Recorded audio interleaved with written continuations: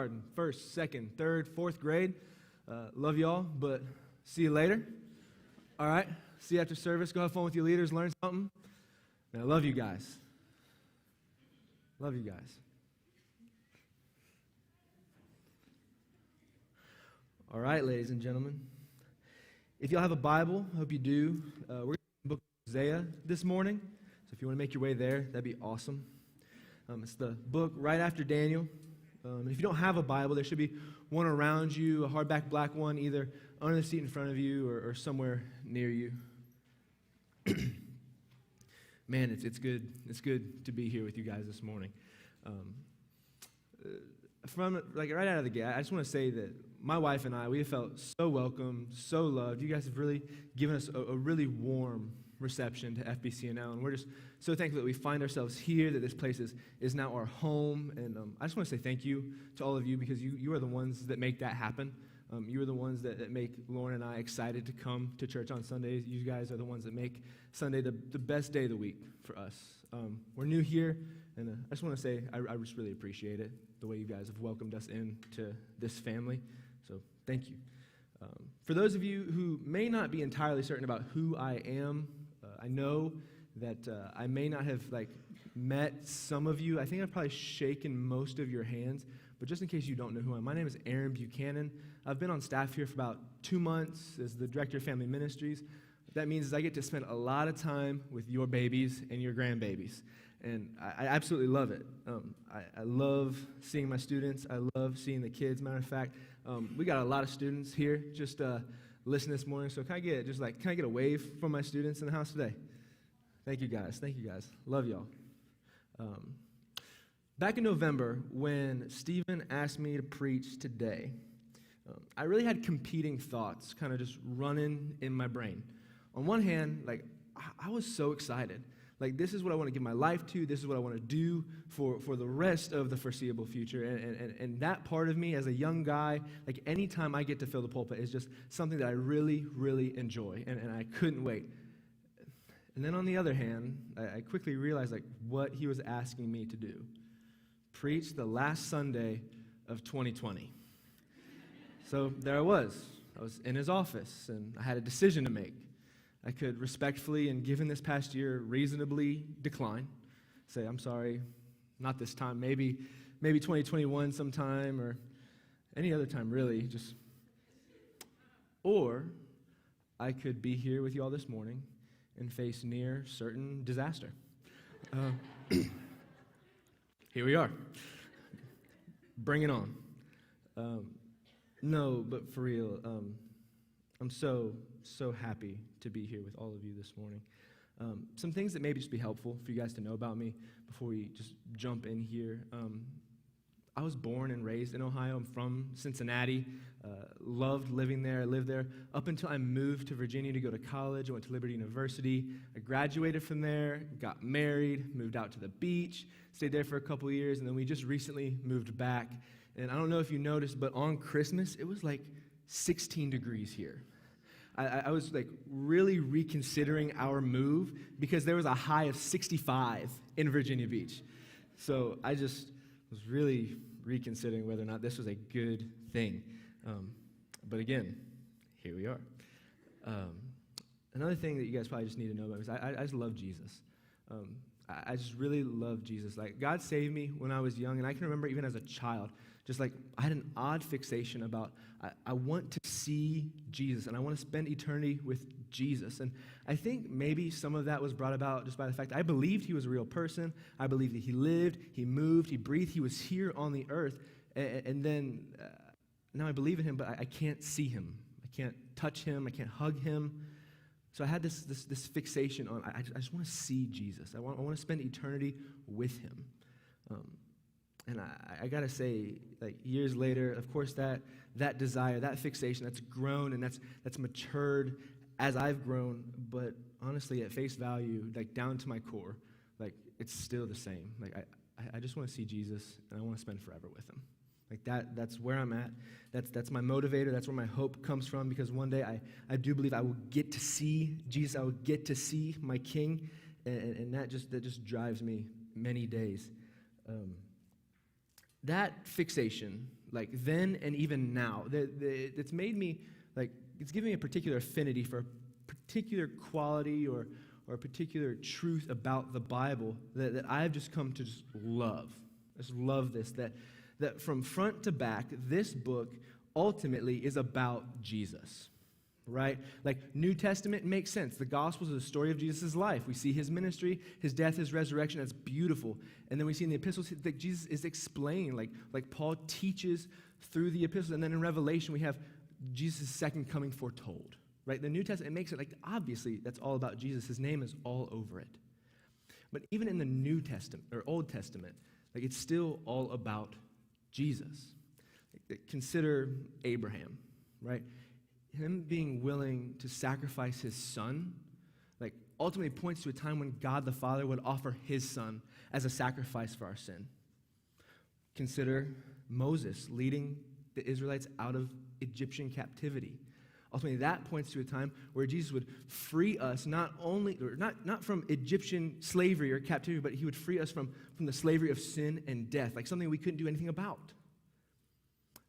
One of my favorite stories, we consider David and Goliath, as David stands as champion over this dead giant Philistine that all other Israelites were shaking in their boots. They couldn't do anything about him. Well, this ultimately points to the time where Jesus would stand victorious over sin and death, which we, in and of ourselves, could do nothing about. Like, Jesus is the champion of the story. Like Jesus is the one who is victorious. And I don't know about you, but I just love that. I just love that he is always the main character, and the Bible is always taking us to him one way or another. And the same is true this morning. Today, we have maybe a peculiar story in front of us today. I don't know if y'all remember, like, in children's church when we were kids, but felt people and felt boards were quite popular tools to teach from. Do we remember this? Okay.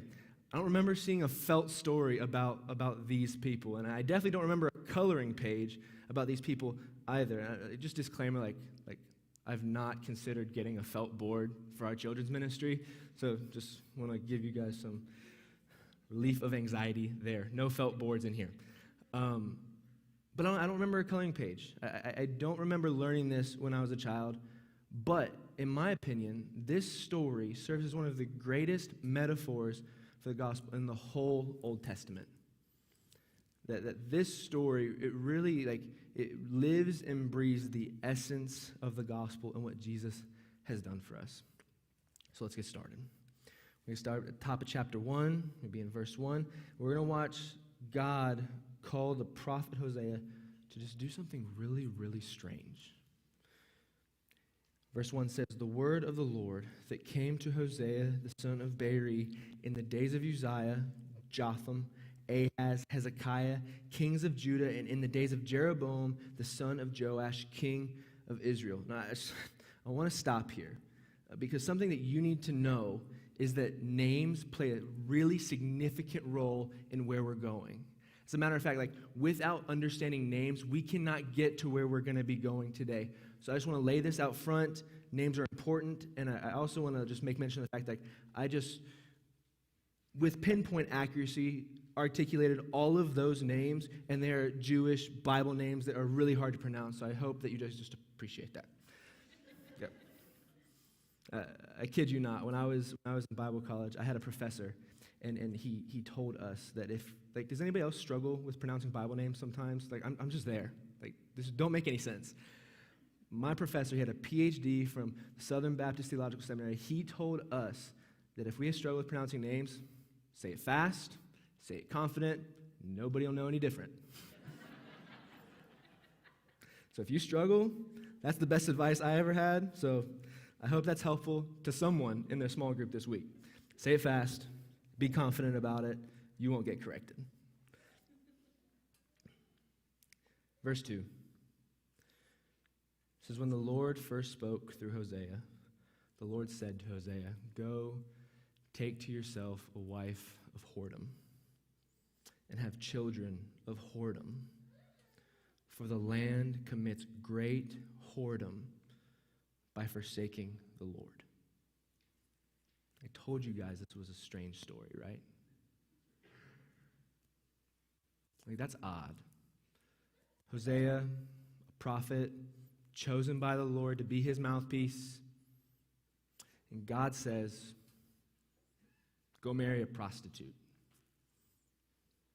Go marry someone that is obviously and overtly promiscuous. Like, that just seems like generally bad advice, doesn't it?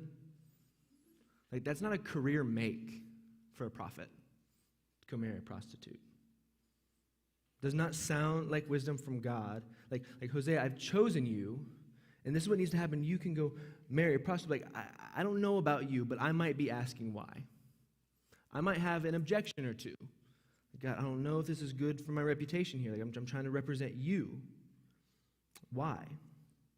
But God is not silent. He says, Hosea, this is actually my story with my people. This is my story with my people. They claim to love me, and yet they disregard me. They claim to follow me, but their actions completely contradict whatever profession of me that they've made. Matter of fact, they claim to be mine, and yet they continue to sell themselves to whatever next thing that they think will satisfy them. They've prostituted themselves. Hosea, this is the story of my people. And this is the story that I want you to tell. Not just with your lips, but with your life.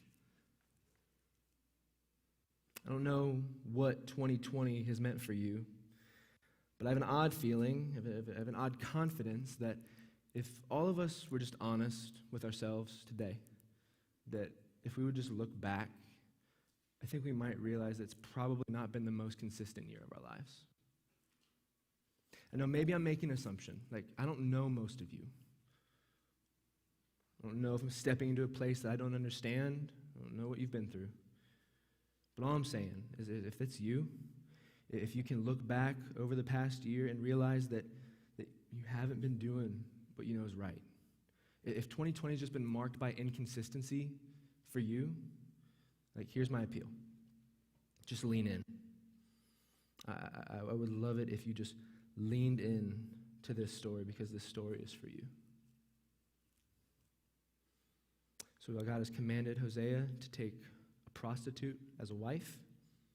So Hosea does it. Hosea takes a woman named Gomer, and she is indeed a prostitute. She has built her life around selling her body, right? She makes a living by letting strangers step into the most intimate places of her life, and like she has decided that this is okay, that her profession that is deemed not respectable across cultures, like, this is the thing that she is going to pursue. Like listen, parents in the room, like, no mother wants their son to bring this woman home, and no father wants to see their baby girl go and do this job. Like, let's not get callous to what this says. She's a prostitute. She sells her body to get by. But hey, maybe this is a story about Gomer doing a 180. Maybe by her marrying Hosea, maybe this is what needs to happen in Gomer's life for her to just take a mad left turn and start doing the right thing. I mean, after all, like, Hosea's a prophet. Like, if you were going to marry a guy to change your life, like, wouldn't it be that? Like, wouldn't it be a religious leader to step into your life and influence you, and you go, like, this is going to be the thing. This is going to be the thing that turns me around. Like, wouldn't it be Hosea? Like, wouldn't it be a prophet? Wouldn't it be a man who loves the Lord? Maybe Gomer's life has taken a turn in the right direction. As a matter of fact, there's good news. They have a baby. Like there's some kind of faithfulness. Like they had a child together. Now listen, my wife and I do not have children yet. But don't think I haven't been taking notes from all of you. I quite enjoy watching you guys parent. As a matter of fact, I was just insanely inspired last week as Stephen talked about baby names and what just the strongest male baby name could be. So I can't wait until one day I have a son and baby Benaiah lives up to his legacy and he's just strong and awesome. Like, I just can't wait for that. I haven't talked about this with Lauren at length yet. But listen, I just need you to know, like, my yes is on the table. Baby Benaiah, I'm in. All right? Thank you.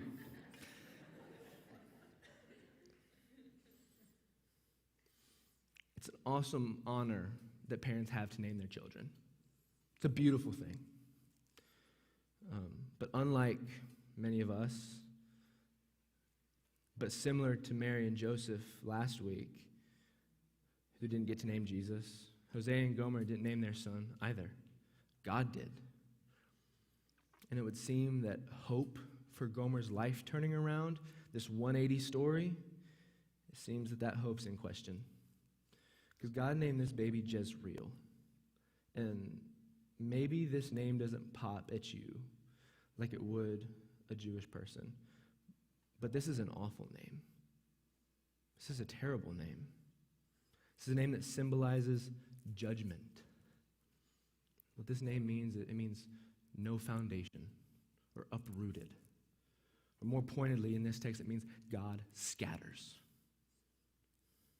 This is not a great and mighty name. This is God saying to Israel, due to your sin, I will no longer be your foundation. You will be uprooted and you will be thrown everywhere. And you will not find a solid place to put your feet. No foundation. Uprooted. This is not a good name. This is not a name like Benaiah. This is not a name like Emmanuel, God with us. This is a horrible, sad, awful name that God has chosen to give this little boy. This is sad. Well, the author goes on, and he notes in verse 6 that Gomer conceived again, had a daughter. Her name, No Mercy. Because judgment and exile were coming to Israel. God would no longer be the place of safety for his people.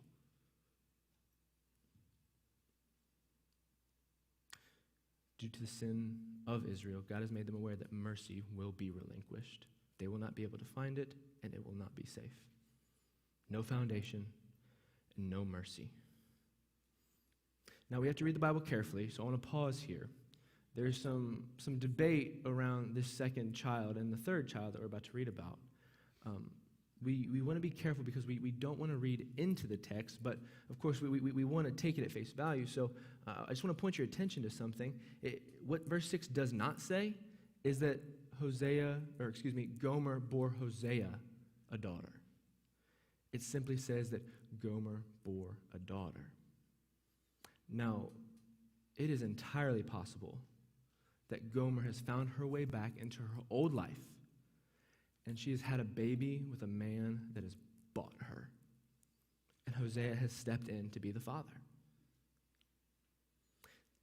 For at least 3 reasons that this is worth chatting about.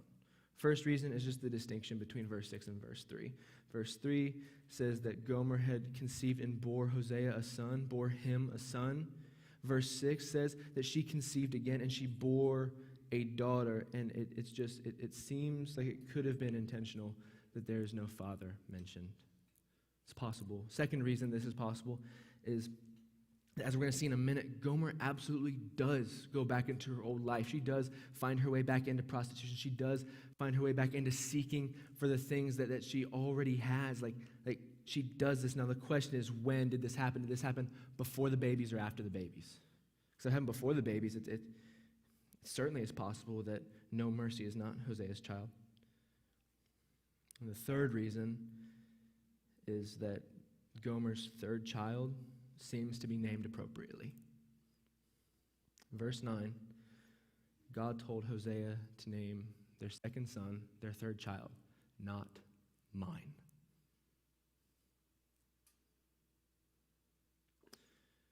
God said, you are not my people, and I am not your God. This is a terrible name. God is pointing to a time where he may effectively disown his own people.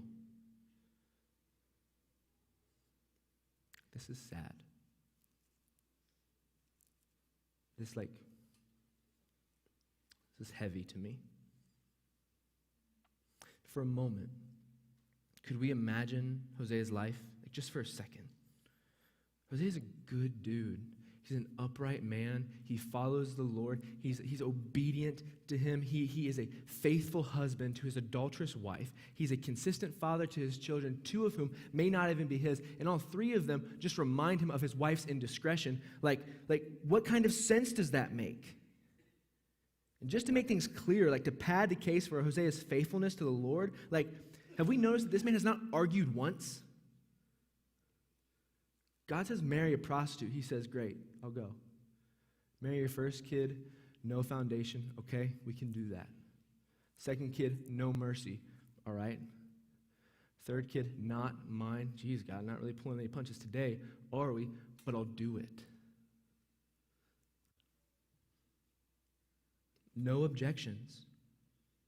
Nothing recorded. He just does. This man has taken an emotional beating. And he remains faithful. Like we've read of other prophets who are willing to drown to get away from the hard things that God has called them to do. Like God has called this man to greater stress than I can even fathom. Like just think about Hosea. Put yourself in his shoes. Like, this is bananas. And then he just does it. What an odd life. Marry a prostitute, have children, and get betrayed. It's a strange passage. It's odd, isn't it? But thankfully, it's not over. You see, God's righteousness and his people's rebellion, they've been well established.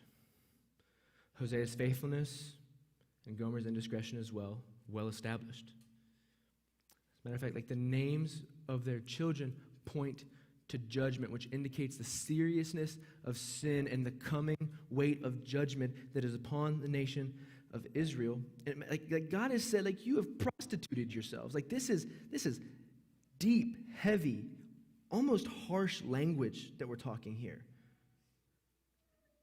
They quickly forget who God is and what God's done. Like, these things are clear, and these things are heavy. They should be. But if we look forward to chapter 2 and verse 5, we read that God's people have left the Lord. It says, I will go after my lovers who give me my bread and my water and my wool and my flax, my oil and my drink. God's people have been so wrapped up with what pleasure they can find or what security they can maintain. Don't they remember? Don't they remember what all God has done for them? Remember those 3 stories that we mentioned at the top? Abraham and Isaac, Moses and Israel, and then David and Goliath. Those 3 stories, those are massive stories that if we grew up in church, we know these stories, right? All of those happened before this was written. These are massive stories. And yet Israel just so easily turns their back and walks to what they think will satisfy them. Like, how long before they realize that they're chasing the wrong thing? How long before it clicks? Well, God responds to verse 5 and verse 8. It says, and she did not know that it was I who gave her grain, the wine, the oil, and I lavished on her silver and gold, which they use for Baal. Baal is a false prophet, a false god, something that is not worthy of worship. And yet when God has given gifts, these people have used these gifts to worship other people that are not God, and that is horrible.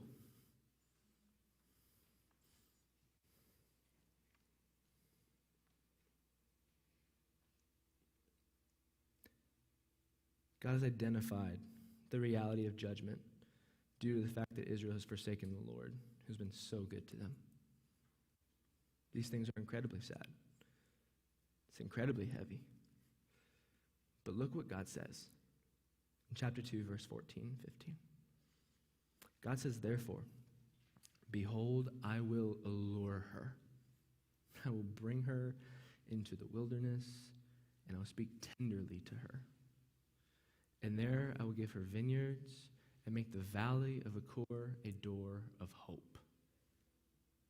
Like, listen, God has every right to execute his reasonable and righteous judgment on Israel. He has every right to uproot them. He has every right to turn his mercy away from them. He has every right to disown them. They've broken their side of the covenant. Yet, what does God choose? He chooses to allure his people. Like, this is language of deep longing. God is identifying Israel's deepest desire. He is showing them the hole, and he's saying, I fit. I go there. You don't need to chase after all these things. Like, that is where I belong. Like, I'm here. I'm alluring my people. God chooses to speak tenderly, like that his kindness would draw his people back to him. Like these people who are so quickly ready to rebel and go every which way, he says, I will speak tenderly, and that kindness will draw his people back. You may notice in your Bible that the word Achor means trouble. This valley of trouble, low point in life, rock bottom. I don't know if anybody finds themselves there now. That they're just wrestling. They feel like they've hit the bottom. God said that this would now be a door of hope.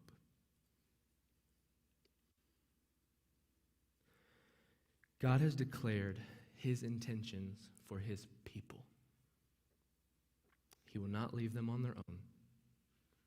He will not leave them to clean up their own mess. He will not abandon them. This is good news, 1045.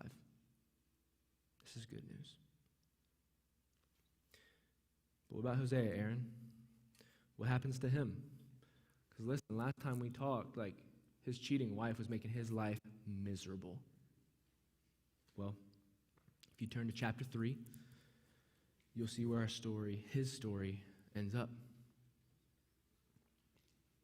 Verse 1 says, And the Lord said to me, Go again. Go again. Go again. Like, you married her, and you had babies with her, and she betrayed you. But go again.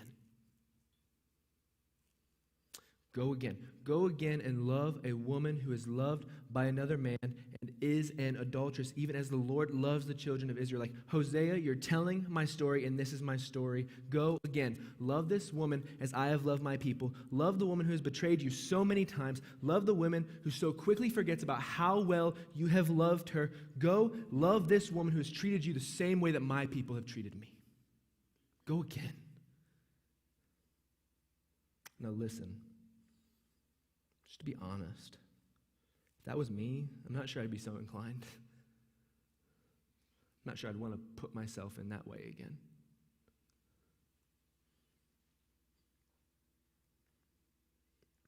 I would have an objection. I'd have a question. Try to imagine God Almighty, the sovereign one, the one who's in control of everything. He tells this man, who's a good guy, he follows God. He tells this man to go marry a prostitute. He does. God gives his children awful names, no problem. And then God says to go again. Are you kidding me? I think these people get it. The object lesson was successful. Sin is bad. Flee from it. Fight against it. It has terrible consequences. We get it, God. Sin is bad. Get it. Except that that's not the end of the story. It's not the end of the story that God wanted Hosea to tell with his life. So again, without any recorded question or argument or objection or concern, Hosea goes again. He walks to the auction where he knows his wife is going to be sold. I just want to stop there just for a minute. Husband's in the room. His wife is being sold. Like, this is sad. Don't miss that. He walks to the auction where he knows his wife is going to be sold. He enters. There's a crowd. His wife's on the platform. And he begins to filter through.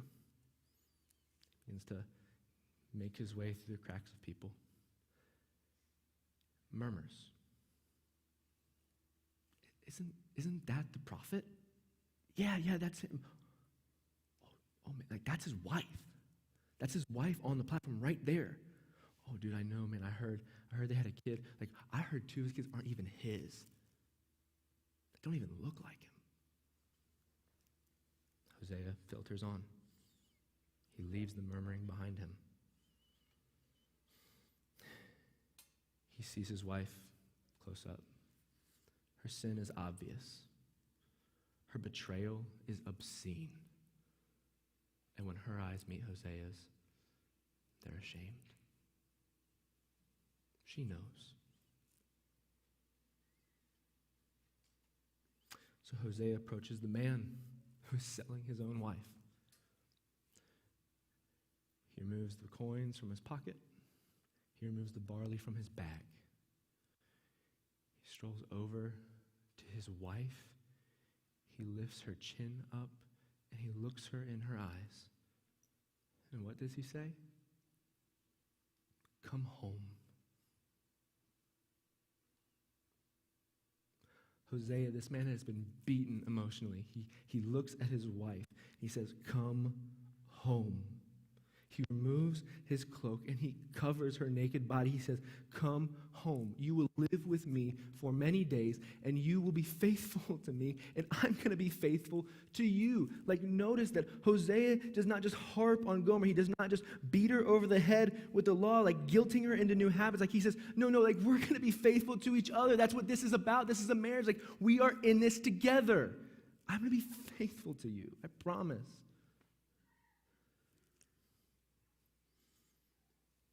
So Hosea went again and loved this woman. Can we see ourselves in this story? I can. I know the depth of my wickedness. I know the depth of my rebellion. I know how often I chase other things.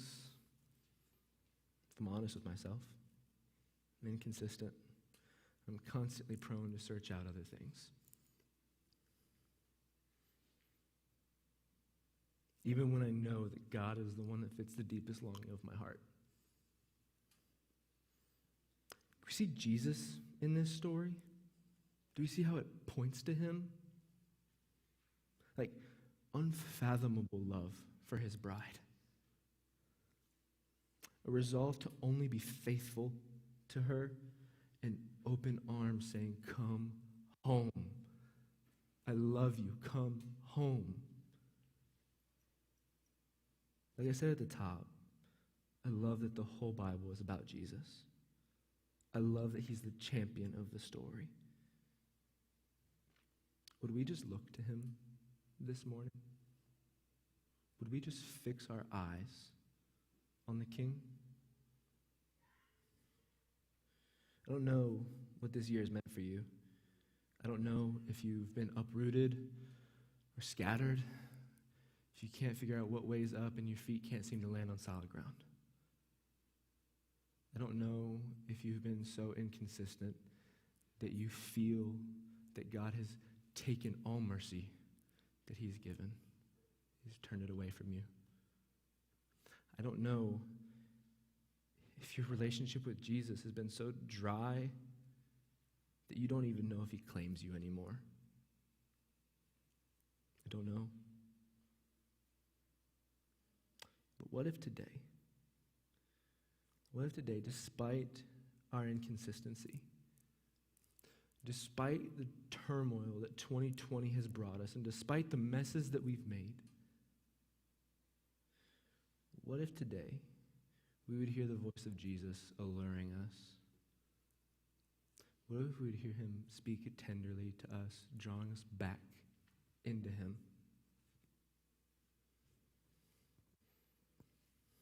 What if we would hear Jesus transforming rock bottom into a door of hope?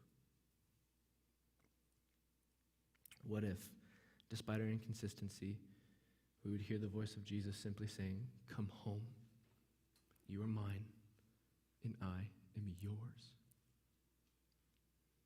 We've gone over a lot of names today. Said names would be important. There are two kind of important ones that we haven't talked about yet. It makes all the difference. Hosea's name, the prophet, his name means God saves. Gomer, the prostitute, her name, it means completely. So FBCNL, what if we left today, the last Sunday of 2020, and what if we believed that God saves completely?